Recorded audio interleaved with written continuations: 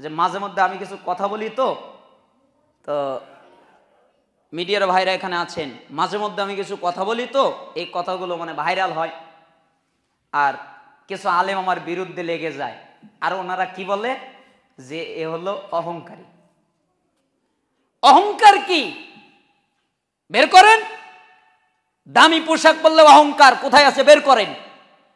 দামি জামা পরলে অহংকার, দামি জুতা পরলে অহংকার, দামি চশমা পরলে অহংকার, দামি কিছু ব্যবহার করলে অহংকার কোথায় আছে আপনি বের করেন। একটা সত্য কথা জানানো অহংকার কোথায় আছে আপনি বের করেন। আপনার কিয়ামত পর্যন্ত না আমার মরার পর্যন্ত সময় দিলাম, আপনি আমার মরার আগে আপনি বের করবেন। বের করেন যে আমি যা জানি, আমি যা অর্জন করেছি, আমি যা, এটা বলা অহংকার বের করেন। আর যদি আপনি এটাকে বলা অহংকার মনে করেন তাহলে পৃথিবীর সমস্ত মুহাদ্দিস অহংকারী। কেন? ইমাম আহমদ বিন হাম্বল রাহিমাহুল্লাহ বলেছেন আমি 10 লক্ষ হাদিস মুখস্থ। কে বলেছেন? ইমাম আহমদ বিন হাম্বল রাহিমাহুল্লাহ তিনি বলেছেন না আরেকজন বলেছেন? তাহলে এটা অহংকার হবে না? ইমাম বুখারী রাহিমাহুল্লাহ বলেছেন আমার 3 লক্ষ হাদিস মুখস্থ। তো উনি যে কথা বললেন এটা কি অহংকার? ইমাম বুখারী রাহিমাহুল্লাহ বললেন আমি একটা হাদিস লিখেছি, এর আগে 2 রাকাত সালাত আদায় করেছি, ইস্তেখারা করেছি, চূড়ান্ত হতে পারলে তারপরে হাদিস লিখেছি। বলেন এই কাহিনী তো আপনারাই বলেন, তো এটা অহংকার? তার মানে সত্য জানানোর নাম অহংকার নয়। ও হুজুর অহংকার আপনারা করেছেন, আমি করি নাই। দলিল আল্লাহ নবী সাল্লাল্লাহু আলাইহি সাল্লাম বলেছেন বাতারুল হাক্কি অগমতুন নাস, মানুষকে তুচ্ছ করা এর নাম অহংকার। বাতারুল হাক্কি অগমতুন নাস, বাতারুল হাক্কি সত্যকে উপেক্ষা করা। কেউ যখন সত্য কথা বলে, কেউ যখন হক কথা বলে, তখন এই হক কথাকে যে গোপন করে এ হলো অহংকারী, অগমতুন নাস। এবং যে মানুষকে তুচ্ছ করে, মানুষকে তাচ্ছিল্য করে, মানুষকে খাটো করে, মানুষকে ছোট করে, এটার নাম অহংকার। আমি আপনাকে কোনোদিন খাটো করিনি, আমি আপনাকে কোনোদিন গালি দেইনি, আপনি আমার বিরুদ্ধে এত কিছু লিখেছেন ফেসবুকে, আমি আপনাকে কিচ্ছু বলিনি, আমি একটা কমেন্টও করিনি। অহংকার আমি নয়, অহংকারী আপনি। এটা হলো হাদিসের ফয়সালা। আর আপনার যদি মন করা হয় তাহলে তো মুহাম্মদ সাল্লাল্লাহু আলাইহি সাল্লাম বিপদে পড়ে যাবে। কেন? মুহাম্মদ জি, আরে তুমি বলো আমি শেষ নবী, মানে তোমরা যদি সফলতা চাও তাহলে আমাকেই মানো, আমাকে না মানা পর্যন্ত তোমরা সফলতা লাভ করতে পারবে না। তাহলে আল্লাহ নবী বলতেই পারবেন না যে আমি শেষ নবী। কেন? অহংকার। বুঝেন নাই? মানে আমাদের দেশের লোক এখনো বোঝে না অহংকার কি। আপনারা রাগ করলেন? তার মানে আমি বলছিলাম ওই ঘটনায় 5 নাম্বার কারো উপরে দোষারোপ না করা, কারোকে অভিশাপ না দেওয়া, কারো প্রতি হিংসা না করা। এই জন্য ওই ছাত্র বলতেছেন আমি জানি হিংসা করা যায় না, অভিশাপ দেওয়া যায় না, দোষারোপ করা যায় না, এই জন্য আমি কারো প্রতি হিংসা রাখি না। আমার অন্তরের ভিতরে কোনো হিংসা নাই, আমি কারো প্রতি কোনো হিংসা রাখি না, আমি কারো প্রতি কোনো অভিযোগ রাখি না, আমি কারো প্রতি অভিশাপ দেই না, আমি এটা থেকে মুক্ত। 6 আমি সৃষ্টিজীবীর প্রতি লক্ষ্য করে দেখলাম এরা একজন আরেকজনকে গালি দেয়, একজন আরেকজনকে মারে, একজন আরেকজনকে হত্যা করে। কিন্তু আমি দেখলাম আল্লাহ তাআলা বলেছেন ইন্নাশ শাইতানা, নিশ্চয়ই শয়তান তোমাদের প্রকাশ্য শত্রু। তোমাদের প্রকাশ্য শত্রুকে শয়তান। অতএব যদি শত্রু হিসেবে গ্রহণ করতে হয় তাহলে শয়তানকেই গ্রহণ করো। এই জন্য আমি পৃথিবীর কারো উপরে শত্রুতা রাখি না। আমি যদি শত্রুতা করতে হয় তাহলে আমি শয়তানের উপরে শত্রুতা করি। 7 আমি মানুষদের প্রতি লক্ষ্য করে দেখলাম এরা প্রত্যেকেই কামাই করে, আয় রোজগার করে, হারাম নেই হালাল নেই এগুলো বাছবিচার করে না। কিন্তু আমি দেখলাম আল্লাহ বলেছেন আমি মানুষ আর জিনকে তৈরি করেছি আমার ইবাদতের জন্য, তোমরা আমার ইবাদত করো, আমি রিজিক দেওয়ার মালিক, আমি তোমাদেরকে রিজিক দেব। তার মানে রিজিক দেওয়ার মালিক কে? আল্লাহ। এই জন্য আমি কোনো চিন্তা করি না, আমি আল্লাহর ইবাদত করি আর আল্লাহ আমাকে রিজিক দান করেন। 8 নম্বর আমি জানি কাউকে আমি ভয় করি না, আমি ভয় করি কাকে? আল্লাহকে, আর কারোর উপর আমি ভরসা করি না, আমি ভরসা করি আল্লাহর উপরে। ওয়া ইয়াতাওয়াক্কালু আলাল্লাহ ফাহুয়া হাসবুহু, যে ব্যক্তি আল্লাহর উপরে ভরসা করে আল্লাহ তার জন্য যথেষ্ট। তাহলে কয়টা কথা বললাম? 8টা। সময়ের স্বল্পতার কারণে আসলে আমি বুঝতে পারি নাই, ঘড়ির দিকে লক্ষ্য হয়নি, আমাদের সময় শেষ হয়ে গেছে। 8টা কথা। 1, নেক আমল আপনার সাথে যাবে, তাহলে নেক আমলকে আপনজন বানাবেন। 2, আল্লাহর সামনে দাঁড়াতে হবে, এজন্য আল্লাহর সামনে দাঁড়াতে ভয় করবেন, আর প্রবৃত্তি যা বলে তার উল্টাটা করবেন, মন যা বলে তা করবেন না। 3, আপনার সবচাইতে দামি জিনিস আল্লাহর কাছে রাখবেন, তাহলে আপনি মরার পরে সেটা পাবেন, আল্লাহ আপনাকে ফেরত দিবেন অনেক বৃদ্ধি করে। 4, আপনি সবচেয়ে সম্মানিত তখন হবেন যখন আপনার তাকওয়া থাকবে, অতএব আপনি তাকওয়া অর্জন করবেন। 5, আপনি কারো উপরে দোষারোপ করবেন না, কাউকে অভিশাপ করবেন না, কারো প্রতি হিংসা করবেন না। 6, আপনি কারোর সাথে বিদ্বেষ রাখবেন না, কারো প্রতি শত্রুতা করবেন না, যদি শত্রুতা করতে হয় তাহলে একমাত্র শয়তানকে করবেন। 7, আপনি হালাল পথে ইনকাম করবেন, আর আল্লাহর উপরে ভরসা রাখবেন। রিজিকের মালিক কে? আল্লাহ। আপনি আল্লাহর ইবাদত করবেন, আল্লাহ আপনাকে রিজিক দেবেন। 8, আপনি সব সময় আল্লাহকে ভয় করবেন, আল্লাহর উপরে ভরসা করবেন, তাহলে আল্লাহ আপনার জন্য যথেষ্ট হয়ে যাবে। মানুষের ভিতরে যেমন পুরুষ আছে, জিনদের ভিতরে তেমন পুরুষ আছে। মানুষের ভিতরে যেমন নারী আছে, জিনদের ভিতরে তেমন নারী আছে। মানুষদের ভিতরে যেমন পুরুষ নয়, নারী নয়, হিজড়া, জিনদের মধ্যেও তা আছে। তবে পরী বলতে কিছু নেই, ভূত বলতে কিছু নেই, সব জিন। তো এই আয়াতের লক্ষ্য হচ্ছে মানুষ এবং জিন, কারণ আল্লাহ তাআলা বলেছেন আমি মানুষ আর জিনকে তৈরি করেছি, তারা একমাত্র আমার ইবাদত করবে। এই কারণে তার মানে ঈমানদার পুরুষ, সে মানুষ হোক অথবা জিন হোক। ঈমানদার নারী, সে মানুষ হোক অথবা জিন হোক। যদি কেউ দাবি করে আমি ঈমানদার পুরুষ, আমি ঈমানদার নারী, তাহলে আল্লাহ এবং তার রাসূল যেই কাজের আদেশ করেন ওই কাজে ভিন্নতা করার অধিকার তাদের নাই। কি নাই? ভিন্নতা করবে এই অধিকার নেই, এই অনুমতি নেই। এই আয়াত দ্বারা পৃথিবীর যত সালাফ যারা আমাদের পূর্বে চলে গেছেন, সাহাবীদের যুগ, তাবেঈদের যুগ, তাবেঈদের যুগ, ইমামদের যুগ, বর্তমান সালাফি নয়। বর্তমান সালাফি একটা বোঝে, আর সাহাবী তারা সালাফি আর একটা বোঝে। সাহাবীরা এই আয়াত দিয়ে তারা বলতেন আমরা মনে করতাম আল্লাহর একটা কথাকে লঙ্ঘন করা, আল্লাহ রসুলের একটা কথাকে লঙ্ঘন করা ঈমান ভঙ্গের কারণ, এটা আমরা মনে করতাম।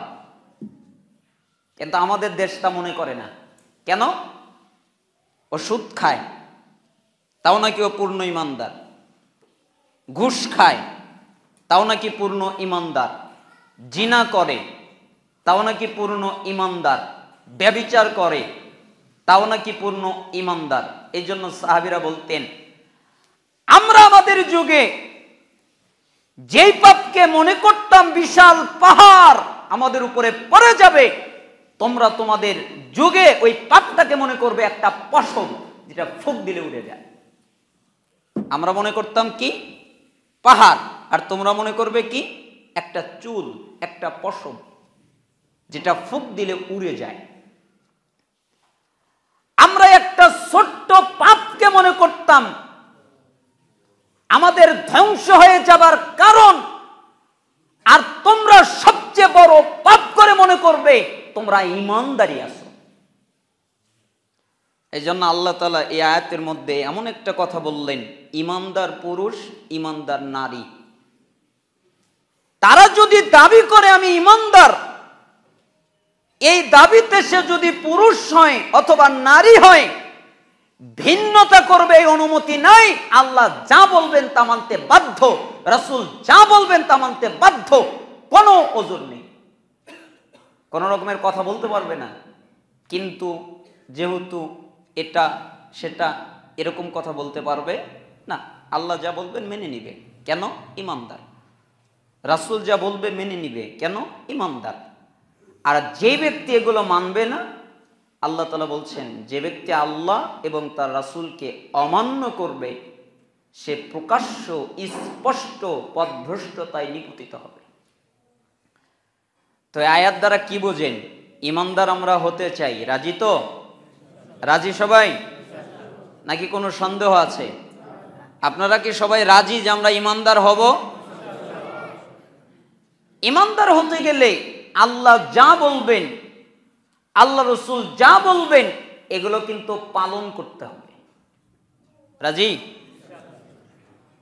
প্রথমত আমি আপনাদের কাছে একটা ছোট্ট ঘটনা বলি।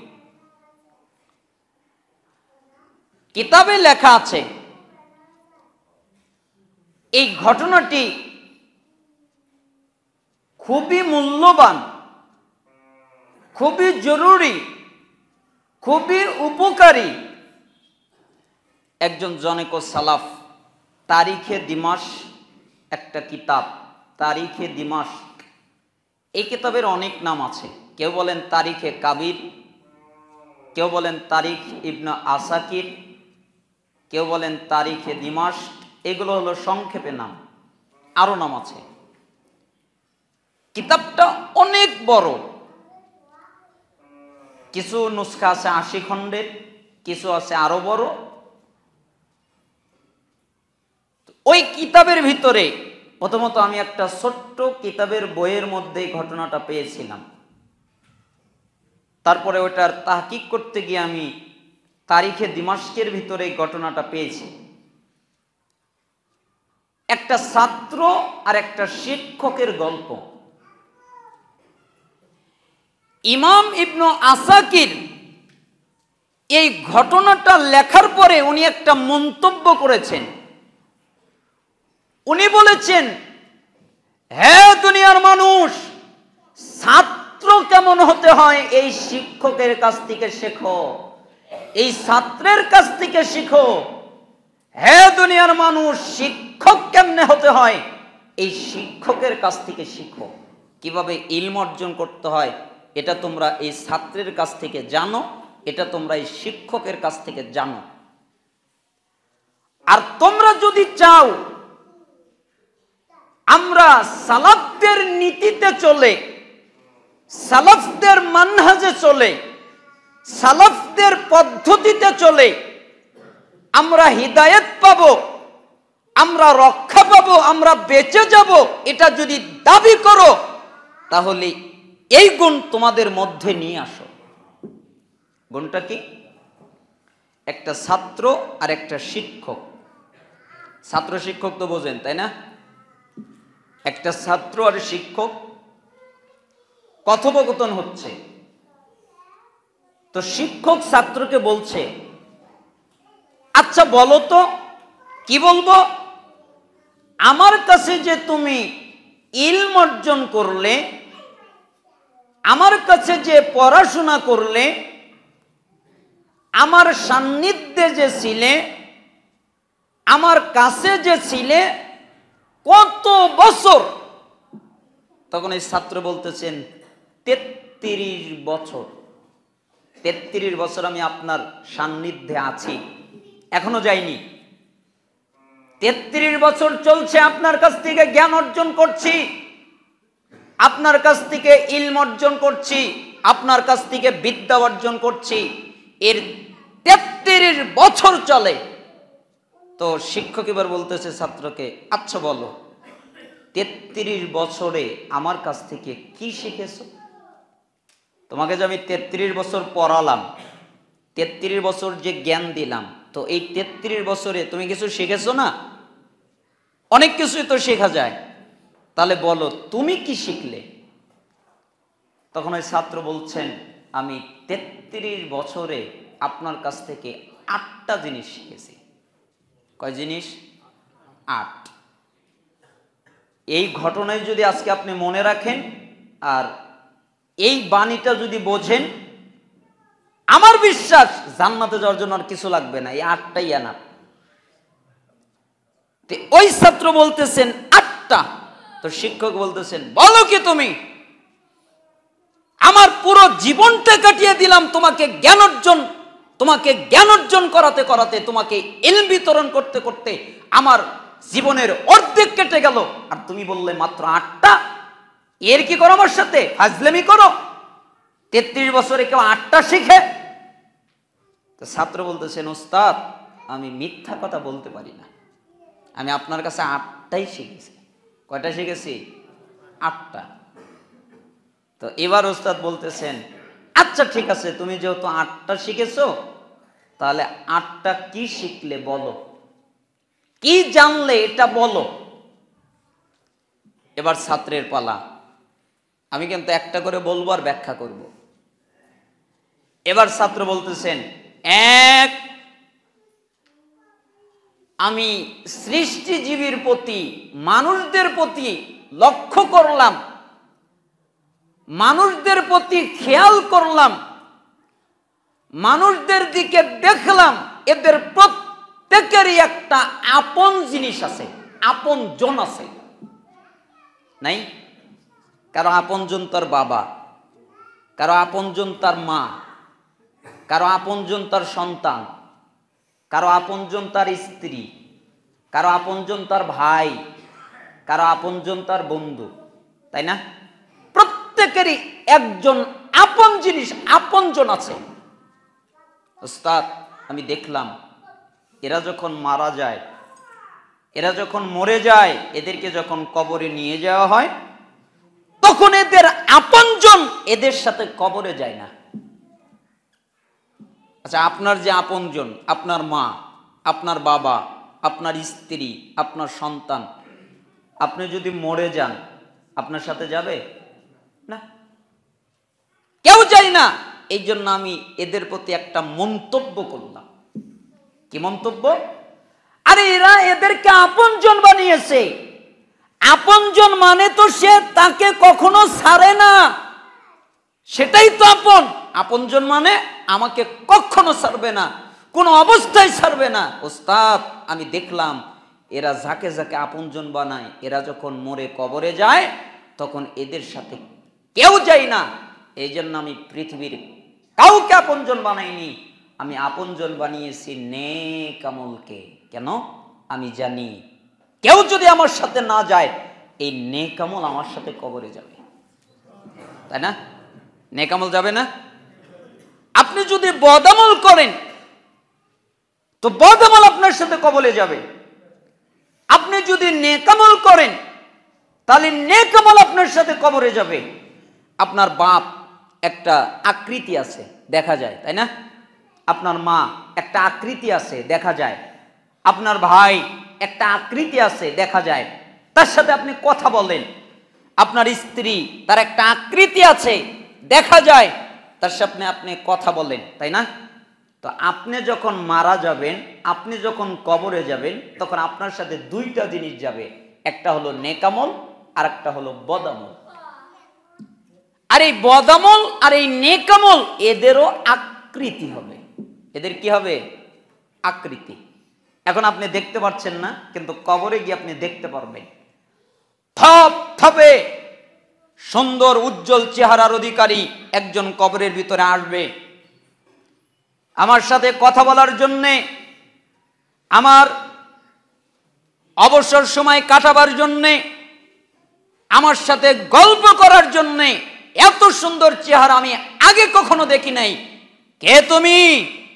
আমি হলাম তোমার নেক আমল।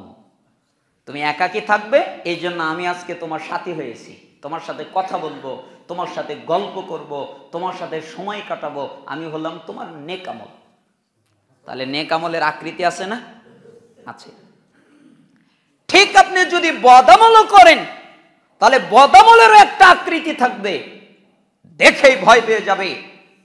একদম বুড়া, খুনখুনে, না পারছে হাঁটতে, না পারতেছে চলতে, তার গা দিয়ে এত দুর্গন্ধ, এই জন্য জিজ্ঞেস করবে, কে তুমি? তোমার গা দিয়ে এত দুর্গন্ধ, তোমার হাত পা দুর্বল, তুমি তো বৃদ্ধ, তুমি আমার কি উপকার করবে? কে তুমি? তুমি সারা জীবন যে পাপ করেছিলে, আমি হলাম তোমার ওই বদ আমল।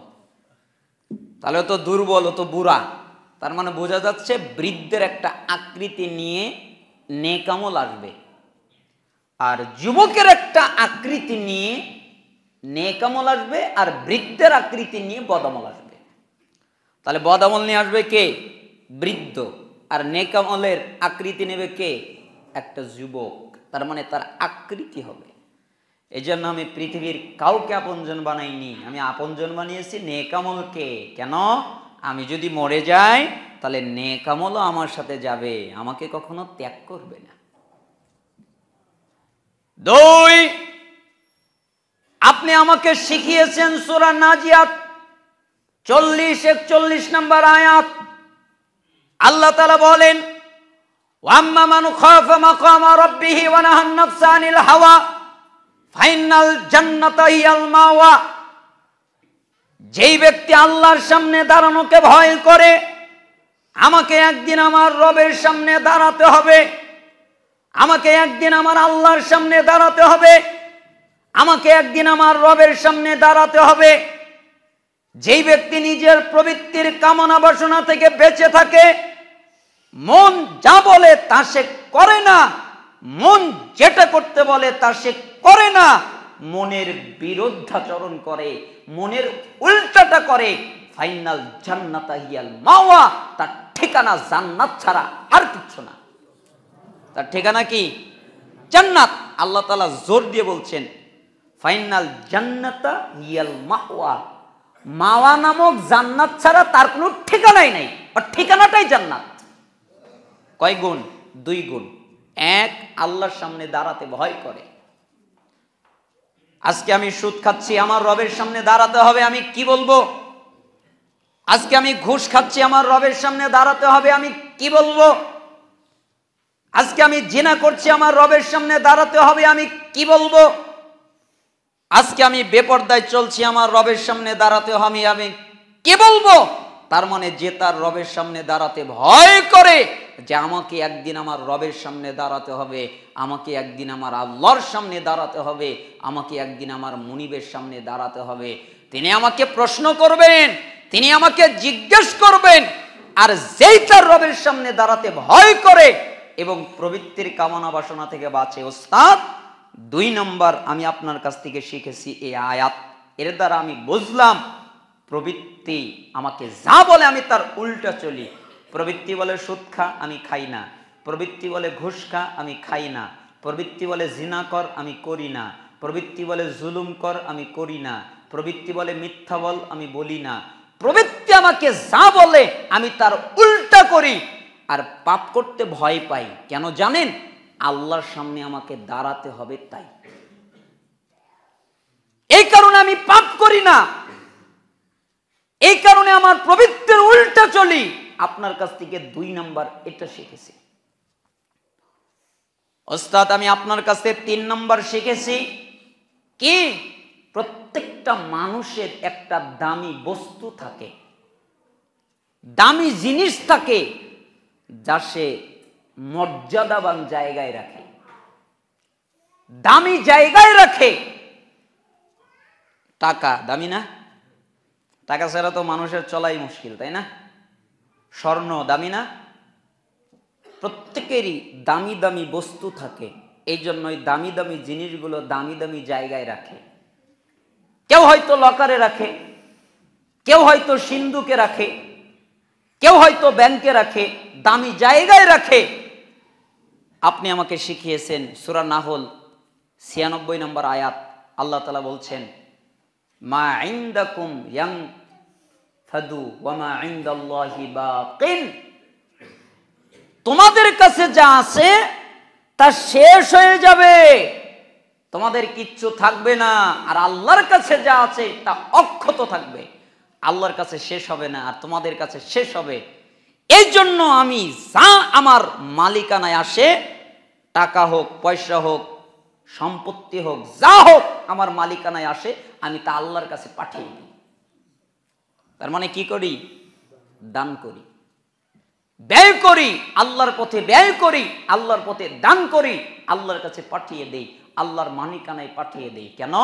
আমি জানি আল্লাহর কাছে পাঠালে আমার এই সম্পত্তি নষ্ট হবে না, তাই না?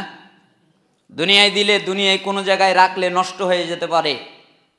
আমার এত বাড়ি, আমার এতগুলো গাড়ি, আমার এত জায়গা, এত জমিন, আমি যদি মারা যাই ওগুলো আমার সাথে যাবে? কি করবে? সন্তানেরা ভাগ ভাগ করে নিয়ে নিবে।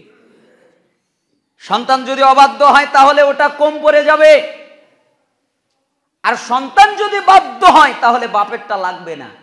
কেন? ও নিজে ইনকাম করে নিতে পারবে, কারণ ওর রিজিক আল্লাহ লিখে দিয়েছে। তার মানে আমি আমার মালিকানায় যা আসে আমি তা আল্লাহর কাছে পাঠিয়ে দেই। কেন? আমি জানি মর্যাদাবান জায়গা, সম্মানিত জায়গা, দামি জায়গা আল্লাহর কাছে, অতএব আমি যা আমার মালিকানায় আসে সব আল্লাহর কাছে পাঠিয়ে দিই।